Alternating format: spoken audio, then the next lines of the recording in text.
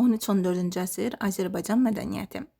Bu dövrdə dünya şöhrətli Azərbaycan alimi Nəsrəddin Tusinin rəhbərliyi altında 1259-cu ildə Marağada tikilmiş rəsədxana və 14-cü əsrin əvvəlində Təbrizdə fəaliyyətə başlayan Şam Qazan rəsədxanası Şərqdə astronomiya elminin mərkəzinə çevrilmişdi. Deməli, neçənci ildə Marağada rəsədxana tikildi? 1259-cu ildə. Amma diqqət elədiksə, bu rəsədxana 1259-da tikilməyə başlayıbdı. Yəni başa çatıb desə, yanlışdır. Deməli, eyni zamanda 14-cü əsrin əvvəlində Təbrizdə fəaliyyətə başlayan Şam Qazan rəsədxanasını qeyd edirik. Demək, bunlar cənubdadır. Marağada və Təbrizdə. Astronomiya elminin mərkəzinə çeviribdir. Marağa rəsədxanasının fəaliyyətində əvəzsiz rol oynayan Nəsrəddin Tusi, Hülakü xanım məsləhətçisi, Abaqa xanım vəzir olub. Baxın, Hülakü xanım vəzir olmayıb, Abaqa xanım vəzir olubdur. O Zicilxani, Əxlaq-ı Nasiri, Təhriri Oqdidis əsərləri ilə elmə böyük töhfələr vermişdir. Böyük alimin qəbri üzərində elm ölkəsinin şahı yazılmışdır. Kim? Nəsrəddin Tusi. 13-14-cü əsrlərin deməli danışırıqsa, bu dövrün astronomu deyən Nəsrəddin Tusidən danışırıq. Bəs görəsən onda 12-ci əsrin astronomu kim olubdu? Fazil Fəriddin Şirvani. Məşhur Azərbaycan alimi Məhəmməd Naxçıvani İbn Sina kimi sağlamlığı insanın əqli və fiziki inkişafının əsası hesab edərək ölkədə müalicə evlərinin, darüşşəfaların olması haqqında ətraflı məlumat vermişdi. Demək, ölkədə darüşşəfaların olması haqqında məlumat verən kim olubdu? Məhəmməd Naxçıvani olubdu. Azərbaycanın təkcə cənub ərazilərində 67 şəfa evi var idi. Ölkədə daruxanalar da fəaliyyət göstərirdi. Yəni apteklər. Hülakülər dövlətinin baş vəziri Fəzullah Rəşidəddinin məşhur Cami ət-Təvarix, yəni tarixlər toplusu əsərində dünya və Azərbaycan tarixlərinə aid maraqlı məlumatlar verilmişdi. Demək, Hülakülər dövlətinin məhz elə Qazan xanın baş vəziri kimdir? Fəzullah Rəşidəddindir. Onun tarixlər toplusu əsəri var. Dövrün digər tarixçiləri Həmdullah Qəzvini, Şərafəddin Əliyəzdi və başqalarının əsərlərində də Azərbaycan tarixinə xüsusi diqqət yetirilib. Demək, Qəzvini və Şərafəddin tarixçi olubdu. Təbrizin Rəb Rəşidi məhəlləsində 14-cü əsrin əvvəllərində Fəzullah Rəşidəddin tərəfindən yaradılmış mədrəsə Bağdaddakı Nizamiyə mədrəsəsindən sonra Şərqdə ikinci ali təhsil ocağı hesab olunur. Deməli, Bağdadda Nizamiyə mədrəsəsi bilinir ki, 11-ci əsrə aiddir. Bu Nizamiyə mədrəsəsindən sonra Şərqdə ikinci ali təhsil ocağı 14-cü əsrin əvvəllərinə aid Rəb Rəşidi məhəlləsində yerləşən Fəzullah Rəşidəddin tərəfindən yaradılmış mədrəsədir. Təbriz Ali Mədrəsəsində universitetdə 500-ə qədər alim dərs deyir, 7000 tələbə oxuyurdu. Tələbələrin 6000 nəfəri müxtəlif müsəlman məktəblərindən gəlmişdi, müsəlman ölkələrindən gəlmişdi. Universitet binası ilə yanaşı alimlər və tələbə məhəllələri, habelə 60.000 kitaba malik kitabxana Rəb Rəşidi məhəlləsində yerləşirdi. Coğrafiya sahəsində Zəkəriyyə Qəzvininin, Həmdullah Qəzvininin və Əbdürrəşid Bakovinin əsərlərini xüsusi qeyd etmək lazımdır. Əsrəddin Əndəlusi Türk dilinin dərk etmə kitabı adlanan 2300 sözü əhatə edən türkcə-ərəbcə lüğəti dilçilik baxımından böyük əhəmiyyət kəsb edirdi. Təbrizi Fəzullah Nəyimi hürufiliyin banisi idi. Demək, Fəzullah Nəyimi haralı olubdu? Təbrizdə olubdu. Nəyin banisi idi? Hürufiliyin. Onun Cavidannamə əsərində hürufiliyin nəzər əsasları əks olunmuşdur. Əslində bu əsər hürufiliyin proqramı olub, Teymurilərin hakimiyyəti əleyhinə çevrilmiş mənəvi siyasi hərəkət xarakteri daşıyırdı. Onun görkəmli davamçılarından biri 15-ci əsrin böyük filosof və şairi İmaməddin Nəsimi idi. Və gələk əsas məsələyə bu dövrün memarlığı incəsənətindən danışaq. Monqolların ikinci yürüşü nəticəsində dağıdılan Gəncə şəhəri 1239-cu ildən bərpa olunmağa başladı.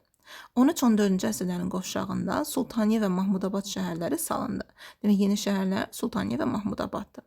Təbrizdə Elxani vəziri Tacəddin Əli Şahın tikdirdiyi Əli Şah məscidi sonralar Ərc qalası kimi tanınmışdır. Demək, 13-14-cü əsrdə danışırıqsa, bu dövrdə Sultaniyə Mahmudabad şəhərlərinin adını çəkirik və Təbrizdə Elxani vəziri Tacəddin Əli Şahın tikdirdiyi Əli Şah məscidindən danışırıq.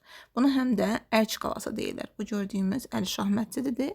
Buna Ərc qalası deyirlər. Elxani vəziri Tacəddin Əli Şah. Demək, Tacəddin Əli Şah Elxani vəziri olubdu.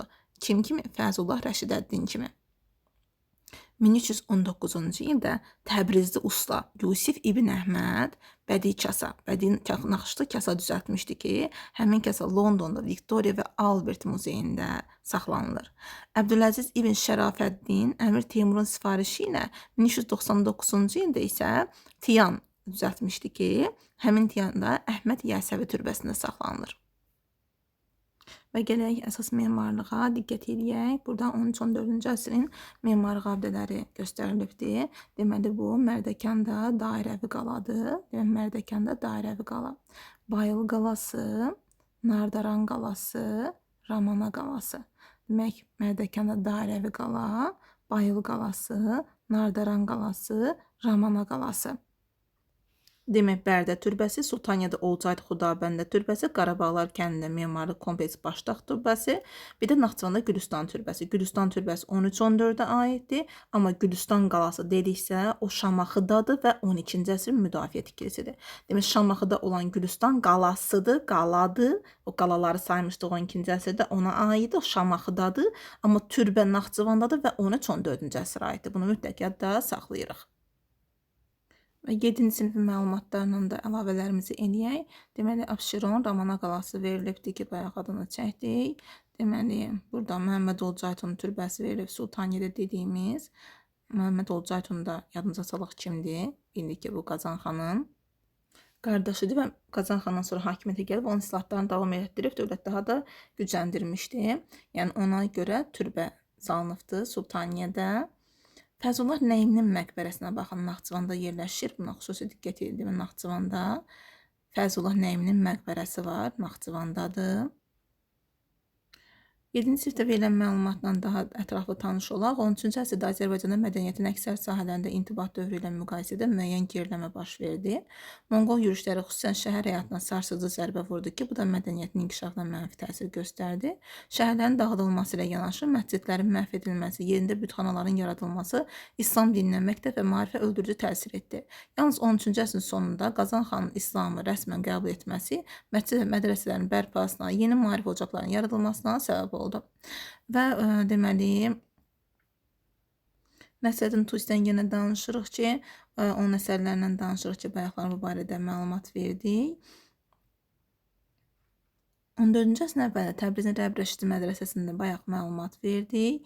Deməli, bunu Şəfa evi də adlandırırlar. Yenə bayaq dedik, Məhəmməd Naxçıvani Şəfa evi dedik. Bunu da əsas məsələ. Bu dövrdə Azərbaycan dili ifadəsi işlənməyə başladı. Demək, Azərbaycan dili ifadəsi məhz 13-14-cü əsrdə işlənməyə başlanıbdı.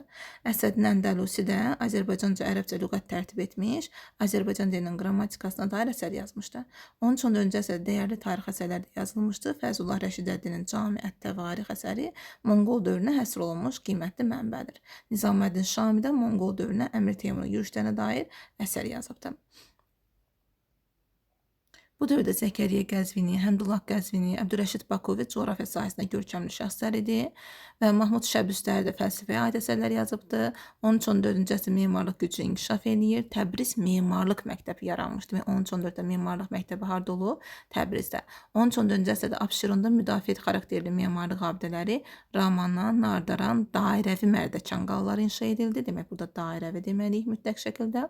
14-cü əsrin əvvəlində Təbrizdə inşa edilən, bax, buna diqqət edin. Bu MİQ-in qəbul sualı olmuşdu 2025. 14-ün əvvəlində Təbrizdə Əli Şahmətli. Əli Şahmətli məhz 14-ün əvvəlinə aiddir. Ölçülərinə görə o zamanki müsəlman aləminin ən möhtəşəm məbədi idi. Divarlarının qalınlığı 3 metr olan bu abidə Təbrizlər üçün dar gündə sığınacaq rol oynayırdı və Ərk qalası kimi tanınırdı. 14-ün əvvəlində Xəzər sahilində Qazan xanın əmri ilə Mahmudabad şəhəri salındı. Deməli, məhz Mahmudabad şəhəri 14-ün əvvəlində salınıbdı. Diqqət edək və sonra Sultaniyə şəhəri salınıb, demək, o da 14-ün əvvəlinə aiddir. Olcaydı Xudabənd türbəsi inşa edilib, demək ki, 14-ün əvvəlinə aiddir. Burada da İmaməddin Nəsimin görürük, heykəlini görürük Bakıda, Toxay Məmmədov İbrahim Zeynalov tərəfindən. Şərq və Azərbaycan musiqisinin inkişaf etdirib yüksək zirvəyə qaldırılması 13-cü əsrdə yaşamış Səfiyyəddin Urmavinin adı ilə bağlıdır. O, musiqinin səslər sistemi nəzəriyyəsinin əsasını qoydu. Özünün yaratdığı not yazısı ilə səs düzümünü müəyyənləşdirdi. Onun başladığı işi 14-cü əsrin sonu, 15-ci əsrin ilk 10 illərində Əbdülqadir Marağay davam etdirdi. Yeni musiqi ritmləri yaratdı. 13-14-cü əsrdə Azərbaycanda tətbiqi sənət sahələrində inkişaf etdi. Xalçaları dünya bazarlarına şöhrət qazandı. Şərqin ən qədim miniatür mərkəzlərindən biri də Təbriz şəhəri olubdur ki, Təbriz xəttatlarını ərsəyə gətirən miniatür rəsmlərlə bəzənmiş əlyazma kitablar bu gün də dünya muzeylərində, Londonda, Parisdə, Berlin, İstanbulda kitabxanalarda saxlanılır.